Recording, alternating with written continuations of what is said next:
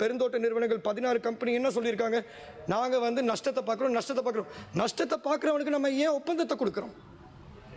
அப்படி இருக்கும்போது அன்னைக்கு ஒரு வார்த்தை சொல்லப்பட்டுச்சு, நான் இந்த சபையில் அதை பற்றி வெளியே பேசுறது நாகரிகம் கிடையாது. ஆனால் இந்த ஒப்பந்தத்தை அதிகரிக்கிற மாதிரி ஒரு பேச்சு ஒன்று வந்திருக்கு.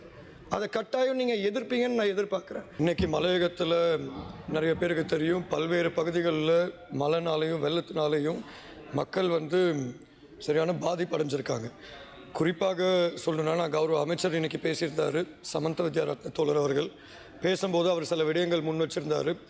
இந்த மழைனாலையும் இந்த புயல்னாலையும் பல்வேறு நிவாரணங்கள் வழங்குறதா ஒரு உறுதி அளிச்சிருக்காரு. கட்டாயம் வழங்குவீங்கன்னு நான் எதிர்பார்க்குறேன். ஆனால் ஒரே ஒரு விஷயம் நான் இந்த இடத்துல சொல்ல விரும்புகிறேன். தித்வா புயலுக்கு பிற்பாடு நாங்கள் வந்து களத்துக்கு போய் அங்கே இருக்க மக்களை சந்திக்கும் போது பல்வேறு குடும்பங்கள் வந்து நுவரேலியா மாவட்டத்தில் குறிப்பாக சொல்கிறேன், பல்வேறு குடும்பங்கள் வந்து தற்காலிக குடியிருப்பில் வாழ்ந்துட்டு இருந்தாங்க. அந்த தற்காலிக குடியிருப்பில் வாழ்ந்துட்டு இருக்க போது நாங்கள் அவங்களோட கலந்துரையாடுறோம். அப்போ அவங்க வச்சிருந்த ஒரே ஒரு கோரிக்கை என்னென்னா, காவல்துறை மூலியமாகவும் தோட்ட முகாமையாளர் மூலியமாகவும் பல்வேறு தடவை அவங்க அதிகமான அளவு ப்ரெஷர் போட்டு மக்கள் அந்த பகுதியிலேருந்து திருப்பி ஆபத்து என்று அங்கீகாரம் பெற்ற பகுதிக்கு நவரணும்னு சொல்லியிருந்தாங்க.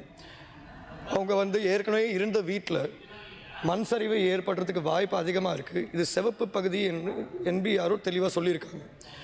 அப்படி இருக்கும்போது இந்த தற்காலிக குடியிருப்பில் மக்களை திருப்பி அந்த பகுதிக்கு போய் சொல்கிறதுல எந்த நியாயமும் இல்லைன்னு அன்றைக்கி நாங்கள் பாராளுமன்றத்தில் சொன்னோம். அது மட்டும் இல்லாமல் ஒரு வேளை மக்கள் அங்கே போய் மீண்டும் ஏதாச்சும் புயல் இல்லாட்டி மழை ஏற்பட்டு மக்களுக்கு ஏதாச்சும் சேதாரம் ஆச்சுன்னா அதுக்கு யார் பொறுப்பு கூறுவாங்கன்னு கூட நாங்கள் ஒரு கேள்வி இதே பாராளுமன்றத்தில் எழுப்பியிருக்கோம். இன்றைக்கி நுவரேலியா மாவட்டத்தை பொறுத்த வரைக்கும் GAN புள்ளி விவரங்கள் படி 1091 குடும்பங்கள் பாதிக்கப்பட்டிருக்கு. கிட்டத்தட்ட 4000க்கும் மேலான மக்கள் பாதிக்கப்பட்டிருக்காங்க. அது மட்டும் இல்லாமல் 523 குடும்பங்கள் வந்து 20 தற்காலிக குடியிருப்பில் வாழ்ந்துட்டுருக்காங்க.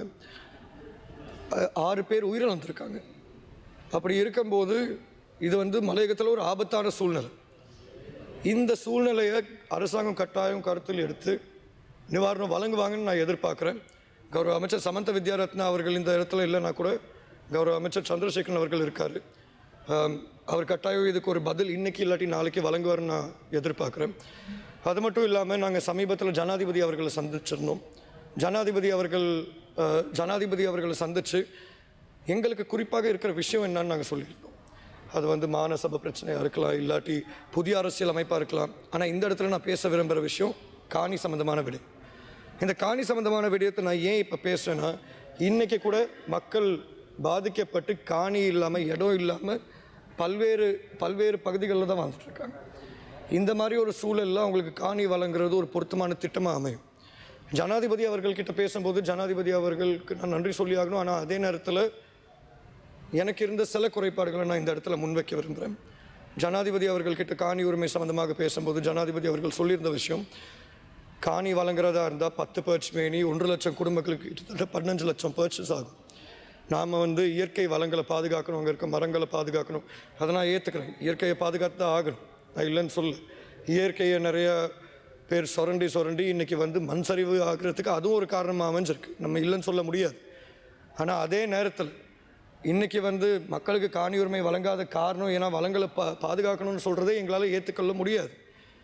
ஏன்னா எவ்வளோத்துக்கு எவ்வளோ வளங்கள் முக்கியமோ அவ்வளோ அதையும் தாண்டி அங்கே வாழ்கிற மக்கள் முக்கியம். நாங்கள் காணி உரிமை வழங்குங்கன்னு சொல்லும்போது 15 லட்சம் பர்ச் சும்மா எடுத்து கொடுங்கன்னு நாங்கள் சொல்லலை. இன்றைக்கி மக்கள் வந்து லைனறைகளில் வாழ்ந்துட்டுருக்காங்க.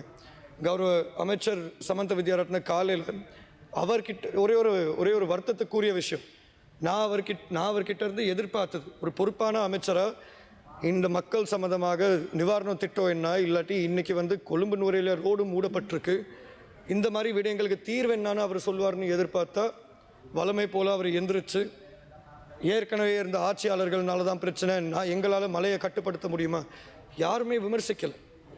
நான் எந்த இடத்துலையும் சொல்லலை தேசிய மக்கள் சக்தி தான் இந்த புயலை உருவாக்குனுச்சு, தேசிய மக்கள் சக்தினால தான் மக்கள் வந்து புயலால் கஷ்டப்பட்டுருக்காங்க, நான் அப்படி எந்த இடத்துலையும் சொல்லலை.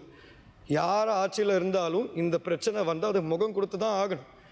ஆனால் பொறுப்பில் இருக்க அமைச்சர் அவர்கள் வந்து தீர்வு காண்றதுக்கு பதிலாக மீண்டும் திருப்பி எதிர்கட்சியை கை காமிச்சு இல்லை எதிர்கட்சினால தான் எதிர்கட்சி ஆளலான்னு சொல்கிறத என்னால் ஏற்றுக்க முடியாது.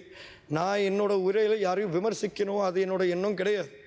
ஆனால் இது அமைச்சரின் செயல்பாட்டு காரணமாக தான் நான் இந்த விஷயத்தை வெளிப்படையாக சொல்லிட்டு இருக்கேன்.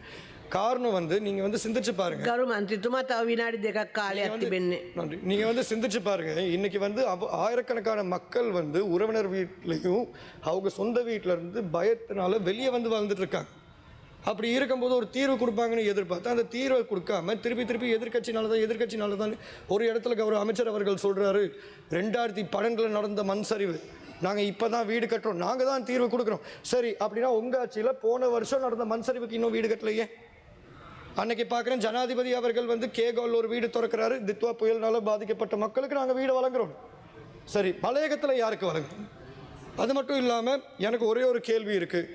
இப்போ நீங்கள் கட்டுற வீடு மலையகத்துக்கு, இந்த கட்டப்படுற வீடுகள் 1300 வீடுகளுக்கு அடியில் வர வீடு திட்டமா, இல்லாட்டி அதை தாண்டி நீங்கள் ஆரம்பத்தில் கொடுத்த அறிக்கை மாதிரி 4500 வீடுக்கு அடியில் வர வீடு திட்டமா? ஏன்னா அதில் தான் எங்களுக்கு குழப்பம் இருக்குது. எனக்கு எந்த இடத்துலையும் இந்த வீடு திட்டம் இடைநிறுத்தப்படணும் இல்லாட்டி இழுத்தடிக்கப்படணும், அது என்னோட நோக்கம் கிடையாது. ஆனால் இங்கே இருக்க மலையகத்தை பிரதித்துவப்படுத்துகிற அனைவர்கிட்டையும் சொல்கிறேன், ஒரு அமைச்சர் அவர்கள்கிட்டையும் நான் சொல்கிறேன், இதில் பிரச்சனை வந்து ஆட்சியில் இருக்க நீங்களோ இல்லாட்டி இதுக்கு முன்னால் ஆட்சியில் இருக்கவங்களோ இல்லாட்டி இனிமேல் ஆட்சிக்கு வரப்போகிறவங்களோ கிடையாது. இதுக்கு பிரச்சனை, நான் இது பல்வேறு தடவை நான் இந்த இடத்துல சொல்லிட்டேன், இதுக்கு முக்கியமான பிரச்சனை பெருந்தோட்ட நிறுவனங்கள்.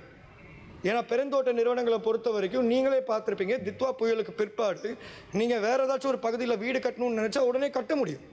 ஆனால் மலையகத்தில் கட்டணும்னு நினச்சா பெருந்தோட்ட நிறுவனத்திலேருந்து நிதி அமைச்சிலேருந்து அனைவர்கிட்ட இருந்தும் அனுமதி வாங்கின பிற்பாடு தான் உங்களால் அந்த வீடே கட்ட முடியும். அப்படின்னா பிரச்சனை நீங்கள் ஒத்துக்க முடியுமா? இல்லை, பிரச்சனை வந்து அந்த சிஸ்டம். நம்ம அந்த சிஸ்டமை மாற்றணும்னா வேளை தயவு செய்து இந்த பாராளுமன்றத்தின் ஊடாக அந்த ஒப்பந்தத்தை நம்ம திருப்பி பார்ப்போம். அந்த ஒப்பந்தத்தை எக்காரணத்தை கொண்டும் எக்ஸ்டெண்ட் பண்ண அனுமதிக்க முடியாது.